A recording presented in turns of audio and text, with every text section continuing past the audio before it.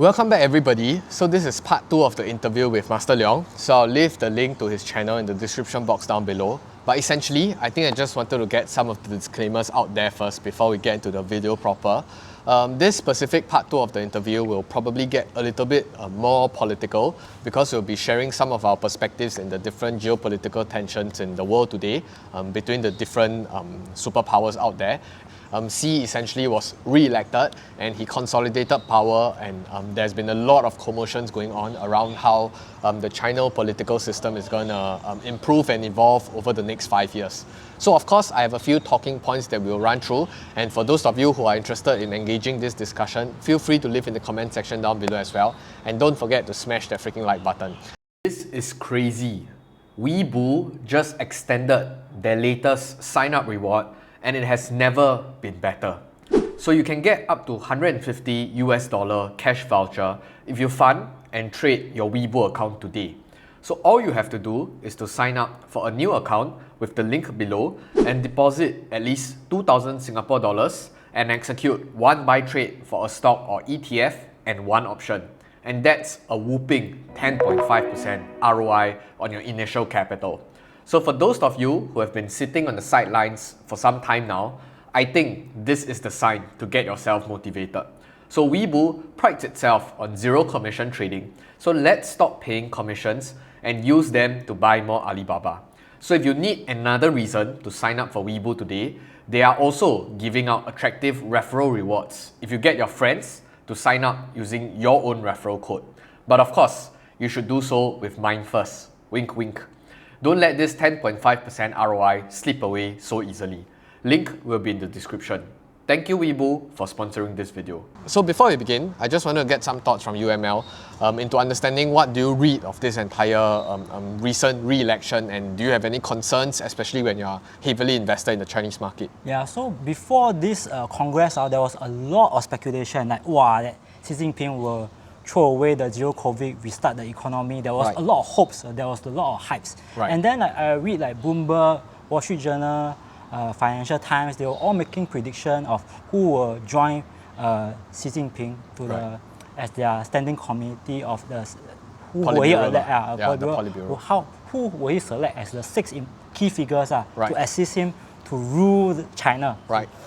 So all their predictions was wrong. In the end, Xi Jinping did not choose the most talented, most capable folks. Instead, he chose the 6 folks that are most loyal to him and that will follow his instructions. So in a negative way, these are yes men.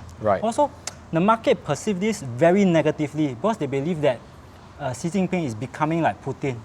Pure dictatorship, iron fist style. So now when Xi Jinping wants something done, they will get it done. Nobody will object against him. Nobody will even argue or debate against him. So that is very fearful. Example, Xi Jinping one day wake up, say, okay, let's seize Taiwan. Then the yes man will say, yes, we will get it done. We will draft out a plan and we will go ahead with it. So that is the fear, and that's why markets are now selling down because Xi has just too much power. So in terms of this 6 yes men, and there has been a lot of analysis being done online. I can clip some of the articles that I've read and some of the analysis that was done. So essentially what they were saying is these 6 people, along with Xi, which is 7, the other 6 people were actually some sort, they all kind of share a connection with Xi before. So either they worked with him before or they were under him, working for him before. So I think this is one of the main concern about how China has always been very pro-meritocracy. So they've been saying that, in order for you to go up to the Politburo or to climb up the ranks, you have to be governing a place, you have to be governing a city, or you need to govern at least 100 million people in population size before you can even climb up to the ranks. So that was initially how they have created this system to try to sieve out the talents. Compared to American or even compared to the Singapore counterpart, any Tom, Dick and Harry can come out and run for politics and be able to go up to the highest office. So I think that's one of the key merits in the Chinese system. But it seems like now many concerns about how he's valuing loyalty over meritocracy. So, and this of course, if painted in a negative light, people will be saying that, China is, or Chairman Xi is actually running a dictatorship. But I think one of the because it's always a pro-con trade-off, right? There's always pros to something like that as well. It's probably, things are going to be run more effectively. So when Xi sets a direction, I think everybody is very aligned and people just go straight on and don't be too concerned and start debating and stuff like that. But I think the negative headwind is, of course, if the person screw up, if the thinking, the thought process, the implementation is wrong, then everybody screws up together. And I think zero COVID was one of those specific policy that everybody was talking about, how it was a misstep in terms of policy direction. So I think from that perspective, do you think this is an overall net positive or negative in your own view? First of all, we look at the people that he elect. The most prominent one is actually Li Qiang, which is the economic minister. Right. So Li Qiang, before he now get the high position, he was actually the chief of Shanghai. So he managed Shanghai for quite a number of years already. Right. So usually for the CCP, they want to pick the best talent, the one that can execute, manage the state, manage the city well without any mistakes, and hit the economic objective or whatever target the CCP gives it. So Li Qiang is a very economic focused one. Like for Shanghai, he brought in foreign investment, and we saw Tesla building the Shanghai Gigafactory in Shanghai. Is actually Li Qiang brought in Elon Musk and Tesla. So that's very good development for China, in which China, they somehow stole Tesla technology and also come up with their EV rivals. And also Li Qiang, he is very pro-business. Okay. That's why Shanghai, the GDP growth is also one of the one that has a higher GDP growth rate as compared to the other cities. But in the recent years, he made a very big mistake, which is the zero COVID. I think earlier this year we saw Shanghai going to lockdown. Then there were even people that they were almost starved to death at home. So this was actually run by Li Qiang, and he was replaced. So this is actually usually called a black mark already. So people who make such a fatal mistake usually will never get promoted. So when Xi Jinping picked Li Qiang, the Bloomberg, they're all surprised. How can they pick him? He screwed up. But Xi Jinping picked him because of the Chinese word called 关系, means relationship. Because maybe Li Qiang is one that is very loyal to Xi Jinping, and that he will listen to Xi Jinping. Like you see, enforcing the strict COVID, so strict until people almost starved to death, so regimental. So in the end, it's all about loyalty and not about performance. So the whole community has changed already. Like in the past, when China was managed by Hu Jintao, because Xi Jinping took over Hu Jintao. Hu Jintao served for 10 years, and now Xi Jinping served for 10 years and now going to the third term. Each term is 5 years. And we also saw the video on Twitter and on social media that Hu Jintao escorted away. So there's a lot of speculations. Some people say it's the COVID test. Some people say it's that Xi trying to show his power. The answer is obvious. In this kind of thing, it's not ad hoc one. Everything is planned one. It's there to show you that the time for Hu Jintao is the past already. If you are with Hu Jintao, you can live with him. People who want to stay with me in this room must be in my camp and pledge my loyalty. That's what the message is trying to show. Actually, I slightly disagree about this Hu Jintao thing. So personally, my own perspective is, I think for Hu Jintao himself, he's actually, when you look at the first one, which is 1 week ago, he was actually not in a very good state of mind. Xi Jinping was talking to him and he wanted to greet him and whatnot. He's like, I don't know what he was doing. So in the first weekend, you can see that he's kind of not in the correct mind really. So in the second time, which is just last weekend, I personally think that there was probably some sort of medical condition or he needed some attention, which was why he was escorted out. And if you really look through the video properly, actually his notes that time was already passed to his confused.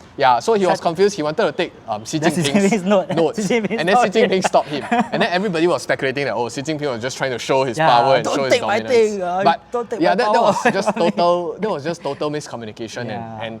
And truth be told, if he didn't wanted Hu Jintao there, I don't even think he would have been there. He would have just removed him totally. But Probably because out of respect, and maybe this is probably his last time that he's going to attend something like that. He's like, such I think 80 years old like that already. 80 years. And he hasn't been feeling the best of his condition. So that was why maybe this was his last time and they wanted to allow him to attend. But then the optics of escorting him out was definitely bad, and it didn't look well, not only to the party itself, it doesn't look well on Chairman Xi himself, because a lot of people are essentially just over-analysing how this is a power play and he's just trying to be dominating. But I don't think so. Personally, I think that there was really some problem. I don't want to speculate on somebody's health conditions as well, but it just doesn't look right in the given the circumstances that we saw in all the different videos. But I think maybe just to pivot back to understanding Li Qiang, which is he was a very pro-market guy. So for those of you who don't know, I think for the star market, if you go and just wiki it or Google it, Li Qiang was also the one that spearheaded this entire capitals market, and he wanted to enforce I wouldn't say capitalism, but I guess in a way try to make capital a more important role in trying to drive economic growth as well. So those are just one of his many accolades under his belt. But promoting him, saying that because he basically screwed up Shanghai, I think there is some sort of merits saying that if as long as you screw up, 记一个大过啦. So basically you are blacklisted by the senior officials. In terms of how they've conducted themselves, I'm sure you can argue both ways, but I remain on the fence. But I guess in terms of the instituting of the yes man part, that was where I was the most concerned about when I look at how things are playing out. So maybe also just to understand from your perspective, right? So he has recently abolished the constitution of every president being only 2 terms only, and he basically just they like to say 清零, right? He 清 his whole cabinet as well, 清 the whole part. 大扫除啊，大扫除 means like spring cleaning, clean everything. He cleaned his whole party, he cleaned the whole system. So I was personally extremely shocked about the level of check and balance being like basically destroyed lah. Because at first there was at least some opposing views, and maybe there was some discussions and saying that you are this faction, that faction, and then now Xi just cleaned everybody and it becomes his own party. I just wanted to get your own perspective on, are you worried about this lack of check and balance, or are you worried about this change in power dynamics? Actually, for my view, actually quite contrarian as to the regular investors. Because for me, right, I see as a single party with a very strong hold as stability. Right. For example, like you look at the US, there's the Democrats versus the Republic. They always argue, fight and fight. So nothing gets done. Like they know that they have to improve their infrastructure, but the bill doesn't get passed because everybody has their agenda. Then you look at US, you see there's firearms problems, there's drug problems. All this, they cannot solve it. Why? Because they have to argue here, argue there. They cannot pass a bill. Unless both of them, they both parties benefit from the bill. So for China, right, they want to do anything, right, it merely gets passed and it's very fast, it's very swift. But I think maybe also when you talk about this kind of worries, right, because that's the good part, right? So the bad part, if you talk about like black swan events, right? So for example, today, what if he say he don't like Tencent anymore and he wants to nationalize the company? Nobody is going to stop him, right? So then what are the implications for the business environment then? Especially when you are invested. I'm also invested, and then suddenly one day he said that, the Chinese people are spending too much money on e-commerce, so let's take back control and let's destroy demand for e-commerce. So when like CCP they make a decision, like last year we saw suddenly they banned private tutoring. Then for the gaming, they restrict the children from playing more than 3 hours per day, and they cannot spend money. So if you think of it, fundamentally it's a good thing for the children, but it really hurt business.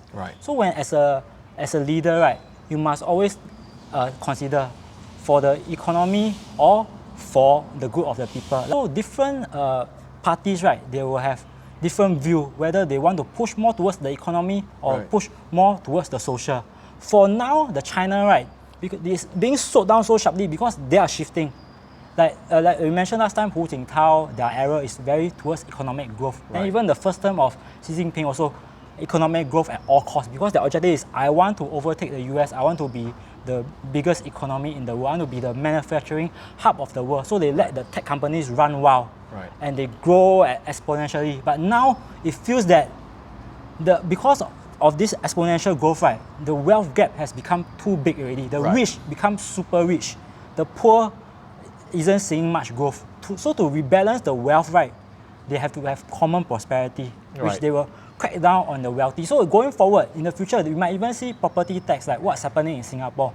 You sell a house, you must pay property tax. The government takes the property tax and they pass the money to the common folks by subsidizing their energy, giving them GST vouchers, that means giving them cash to spend. So China will become more like this. They will tax the rich and they'll pass it down to the poor. So as a Alibaba investor, we so-called investor, so the rich, they have two kind of assets. Property and equity. So definitely equity will be hurt. So but what I feel is that it's already priced in the market already. The example, in the past, Tencent and Alibaba, they actually have preferential tax. They only pays effective tax rate about, I think, like 7%, 8%, single digit. Now it's 15%, 20%. So they're already paying more tax already because of the crackdown. Also, they are contributing more to the economy, be it jobs and be it as the tax. But will they kill Alibaba? Will they kill Tencent? Will CCP seize it? The answer is no, because Alibaba and Tencent, they give billions of tax, they give hundreds and millions of jobs. If they kill the goose, the whole economy will collapse. So will CCP that say, okay, your Taobao, I want to take over and nationalize, e-commerce, I want to fully control. They cannot do that because once the government take over, it becomes inefficient. It becomes almost state-owned, You won't innovate. You become very lazy. And e-commerce is something that they want to use it to compete against the US. For example, like in the Singapore market, the top 3 e-commerce player is Lazada, which is under Alibaba, Shopee, which is under Sea, which is under Tencent. Number 3 is Amazon. So in Southeast Asia, you look at the top e-commerce player. The top 3 players is all either US or China company, or they are somehow backed by, their investor is backed by these names. So basically, across the world, is US versus China in all sorts of technology. So like Ali Cloud also, the cloud is against the Google, Microsoft, and Amazon. So they also want to fight internationally. Yeah. So in the end, yes, there will be pressures from the CCP, to reduce your returns. So gone are the days that you invest in tech, you can make super amazing returns. But your returns also will not be pathetically low. They will still let you make a profit, just that it will be a reasonable profit. That's my view. Okay, maybe I just share some of my perspective on this equities thing, Because a lot of people have been asking me also what I think about common prosperity. If you're an equities investor in the Chinese market, what's going to happen to you? Because common prosperity means everybody gets money, Everybody shares the prosperity together, But the funny thing is, if you really think hard about it, what's the easiest way to do common prosperity? Everybody hold equity, everybody push up the market higher, then everybody prosper together. Is that not how it works? A rising tide lifts all boats. I think the funny thing is the most problematic part is what if people don't own equity? So the most common argument against the US is, or at least people say capitalism is bad, wealth inequality is bad. But their main argument is always, but I'm not stopping you from buying stocks. Like, nobody tell you to not buy stocks. Everybody, any Tom, Dick and Harry can open a brokerage account, they can put in $1,000 and they can own the index, like buy S&P 500. And that's the easiest way to prop up all the different portfolios, I think Singapore is the same, but Singapore is kind of, they do it via a vehicle under our own sovereign wealth fund and CPF as well. So they promise you that 4%. Say you don't need to. So they invest the money for us. They don't need you to invest, they invest for you. But I would presume that China is probably going to go down that route sooner or later. I'm quite sure they already have some sort of pension scheme or social, but it's just that it's not as matured and it's not well done or well thought out yet. So sooner or later, if it goes down that route, go and think about what Temasek is holding. It's all your blue chip companies in Singapore. So what do you think the China pension fund is going to hold? It's probably going to be Chinese blue chip stocks as well, because they have to prop up their own companies. So if we go down that line of thought and the train of argument, they have to push up, or they have to be consolidating or maintaining a certain mandate in how their equities market perform. Because if not, they can't answer to their own investors. And don't forget, if they keep destroying a lot of their capitals market, then how are private companies going to raise funds next time?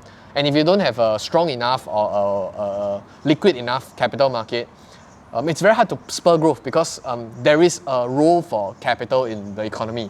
I wouldn't necessarily make the judgment that, oh, this is the end all and be all for Chinese market, and say that, oh, ask you to go all in as well, because there is still certain benefits in trying to diversify across the different markets.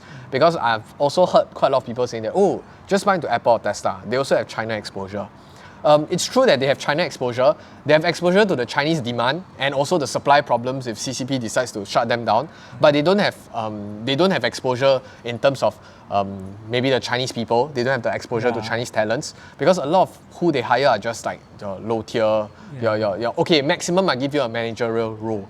You don't have access to all your top tier software engineers and your top tier one because they're all sucked by all your different Tencent, Alibaba. All those are sucking all the talents away. So I don't necessarily think that buying into Apple is enough for quote unquote Chinese exposure.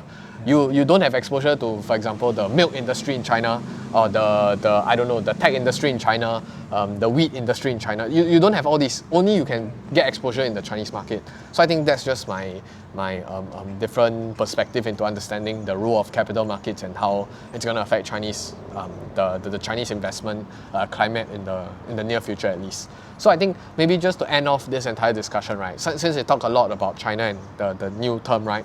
I wanted to also understand what's your perspective in the different geopolitical tensions now. So China versus US versus Russia versus the EU versus the whole alliances out there and how it's going to play out. Yeah. So like nowadays you watch YouTube, right? A lot of people seem to be like experts of the China market. Wow, China going to collapse. Right. Then they think that they understand the Chinese economy, but the fact is they are just YouTubers. They are not really analysts. They are not researchers. They don't have like 10 years, 20 years experience going through the cycles to know what's really happening. Right. I think even analysts and researchers sometimes get them wrong. Yeah. Like there is no correct answer to these sort of discussions, to be very honest. But it's good to listen to opposing views, but I think it's also good to be skeptical when people say that, oh, this is the gospel truth. This is not the Bible we are talking about here. So there's no real one truth, and it's just different perspective. But for me, right, I learned the stock market through my 14 years experience. Every day I read the news, I study the companies, I read the macro news, I read the company news, and I slowly build my circle of competence. Right. And from the past, I study about US and Europe, and the past few years, I study a lot about China.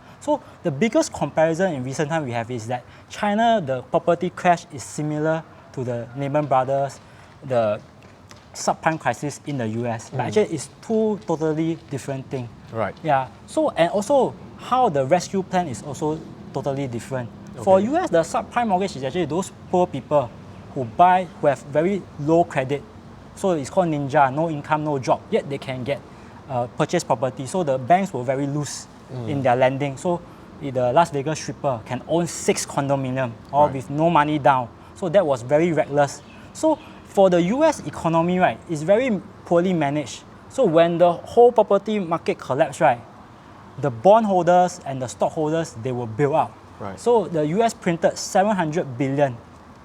And they do open market purchase of the mortgage-backed securities, which is the bondholders, they are rescued. Right. They pump money into the banks like Citibank, all this to take preferred shares. Means they pump money which the bank can use to boost up their balance sheet and survive this crisis. Then they pay a fixed interest. But these preferred shares can be converted into equity. So when like Citibank recovered from $1 to $50, so the government convert their preferred shares into common stock and they make a profit. So in US, right, the crisis they always print money and build up. That's why in the current inflation, it's actually the misdeeds of the past. They printed too much money. That's why we are seeing a lot of inflation now. Right. In the past, the inflation is actually brought into the stock market. That's why US market, we have the 20% growth rate. A lot of hot money went into the stock market. But now the money is leaving the stock market and is now in the everyday lives of the common folks. That's why everything is so expensive. And for China, right, their property has always been like, it's more like a culture thing. Right. Every family needs a property. You want to get married, you need a property. So property is not so much of a, it's also it's like everybody wants it. So the desirable and the demand is always a very strong one. So as the economy prospers, a lot of people went from the low income into the middle income. There's a very high demand of these homes. So we went on a building spree for 10 years. Then developers, they are run by entrepreneurs. So entrepreneurs, they are very greedy like me. I like to use margin, right? I want to boost my returns. Right. Same for the Evergrande. Evergrande, from a small company, it become the biggest property developer because it used a lot of leverage, 5 times, even 10 times leverage. So in a truly capitalistic market, right, It should die. good management will be rewarded, poor management will be wiped out. Right. So like in US, bad management, they are built out. But in China, right, bad management, you took too much risk, you fail, they let you go bankrupt. So Evergrande went into bankrupt. So in China, they don't build out investors. That's the difference. That's why we stockholders will have to suffer the loss. Let's say you invest into Evergrande instead of Alibaba. Right. Then now Evergrande go into bankrupt. You should not expect CCP to save you because they are not the US. So bondholders, they got wiped out. Right. Stockholders, they are wiped out. Right. So who is CCP in the end saving? They are common saving the people. common folks. Correct. So like example, Evergrande, it went bankrupt. There are a few hundred projects that are uncompleted. CCP, they'll use their state-owned banks to buy all these projects at fire sale price. So it goes into the CCP books. Right. Then they will just pump in money, outsource to other developers to complete the project. They will give them lending to, let's say, a small developer, still have strong balance sheet to complete the project. So in the end, the common folks that bought the condominium, that bought the flat, they will see it completed. So that is what I mean by common prosperity, which the US, Americans, the YouTubers, they keep telling you, China is collapsing. It's actually not. It's Evergrande, the shareholders, that is collapsing and being wiped out. The common folks, they are still happy that they can still get the house delivered to them. Right. Then there's a lot of misconception also. Like you see in Europe now, they are having an energy crisis. Right. Because why? Russia is not sending gas, so they have to buy gas from the US. They bombed already, the pipeline. Yeah. So US is also not such a good guy. They actually mark up the gas prices by 7 times to liquefy gas and send it to Europe. So US companies actually having record profit from their energy companies. So US is actually, for the stock market, the S&P 500, although now it's a bear market, but the earnings of the S&P 500 actually is still holding up because energy companies are making money. Defense companies are still issuing a lot of contracts to Europe because Europe, they need to arm themselves and defend themselves in case Russia attacks them. So US is actually still doing well. Europe is the one that is dying because of the energy crisis. Then a lot of investors, they also say, wow, China, inflation's number fake. US, the inflation 10%, but China inflation 2-3%, confirm fake. They don't understand that China is actually not going bankrupt and their numbers are not really that fake. Maybe they massage a number, but China is actually the richest nation in the world, more rich than US. In terms of dollar terms, paper money, US is the richest. But because in terms of commodities, do you know that China actually have most commodities in their reserve? They don't keep money in their reserve, they keep physical goods like precious metals. Gold, they keep energy like oil and gas. They also keep like wheat and rice. Talk about wheat and rice.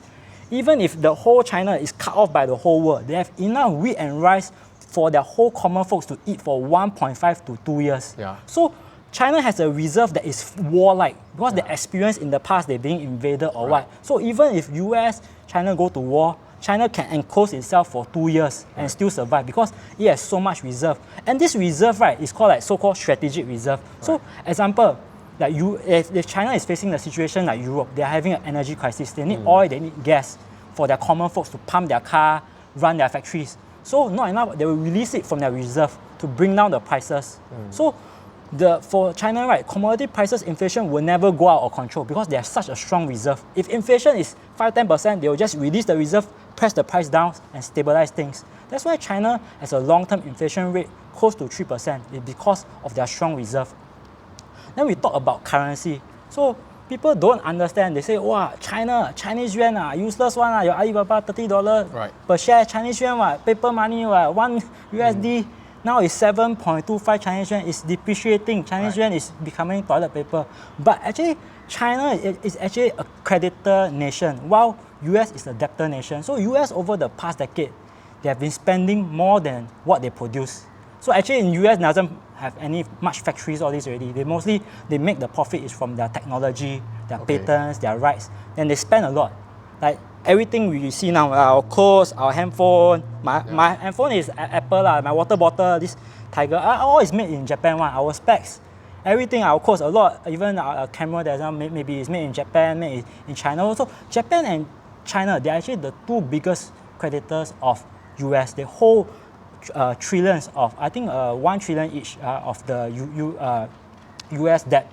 But then the Chinese, they don't recklessly take this USD and anyhow spend it. They hold it and purchase the US bonds. So in the past, Donald Trump called China a currency manipulator because China don't want to spend the US. They purposely keep their exchange rate low so that their exports are competitive. So their clothes, their refrigerator, all these the electronics, all these are very cheap, and the Americans will still continue to buy. So every time they buy all these laptop, all this, they take the USD, they park the money in the US bonds. But now times have changed already. China, they no longer like holding US bonds. So I think they're also scared, right? Because they can just freeze it anytime, like what they did to Russia as well. They can basically sanction you and say, now your USD cannot take already. All not counted. Then I think that's also one of the considerations.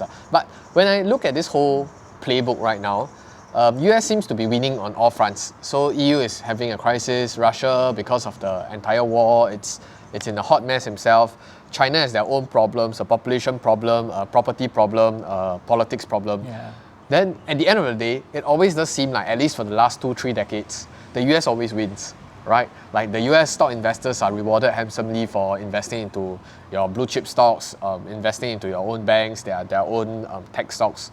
So is there really still a point in investing in China, since at the end of the day, we all know that the US always wins because they always play the chess where whatever they do now, today, everybody will still go back to the USD, everybody will still go back. I mean, they've planned it very well, and I give credits to their forefathers and their founding fathers for planning everything so well, pegging the USD, the petrodollar, making sure that everybody hold your debt, and making sure that you can hold everybody by the neck and make sure that you are still the strongest alliance out there. So you see, at the end of the day, they still win. So what's the point of investing? Wins, right? So what's the point of investing in other places? So it depends whether you can take a wider view, a long-term view, like Ray Dalio, the changing world order. First, every century, what if I cannot see that changing the power world order? change. So if you don't think that you will live to see the next cycle, then maybe for now, I think there's nothing wrong to invest in US. Like most people, they ask me, I'll tell them, if you don't understand China, don't touch China. Just buy your Apple, buy your Microsoft, buy your Google, because at the end of the day, when you invest, you must understand what you're investing in. Apple, you hold the Apple phone, you know how they make money. They sell you iPhone, they lock you into the ecosystem. You use YouTube, you use Google search, then you buy Google. You use Windows, then you use the Microsoft Office, the Excel, then you buy Microsoft. You won't go wrong. Will they make you money? Of course they'll make you money. Big tech company is still the way to make money over the long term. But if you are buying into these companies, you are getting the same return as everyone else, because everyone is also buying into the US market. If you want to outperform others, you must find somewhere that people have not found, and people cannot see the undervalue. I think more importantly, I think a lot of people, it's quite funny where in the bull market, last year, everybody was saying be greedy when others are fearful, and be fearful when others are greedy. Then at the starting of this year, when the S&P was down around 10%, I think even sometimes 8%, then everybody was like saying, oh wow, look, it's already down, don't know how many percentage points. Then look at all the growth stock, it's dead, then it's by the dip.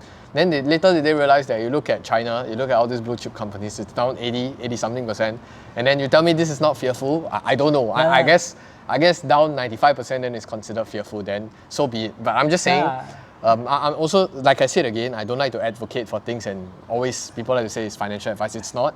I'm just saying that judging from how things are playing out right now, it really does look like I don't like to call the bottom also, but I think we are pretty close to the bottom for Chinese tech especially.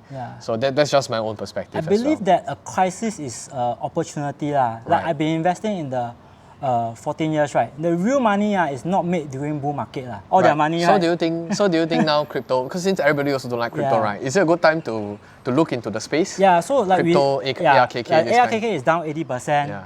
Bitcoin is down 80%. Chinese tech is down 80%. So all these are good to invest, places. all these I believe are called different asset class. High growth tech, crypto, and Chinese tech. So you must invest in an asset class that you are very knowledgeable and you are confident that you can make money. Example, you don't know anything, you only know property. Then just buy a HDB, buy a condo in Singapore. You don't have, then you buy and you hold for 20 years and you make money. Dumb people can make money, and smart people can lose money. Smart people lose money because they invest in people they don't understand. So I think with that, thanks ML for coming onto this channel. For those of you who are interested, feel free to follow him. I'll see you in the next video, but more importantly, I'll see you on the moon.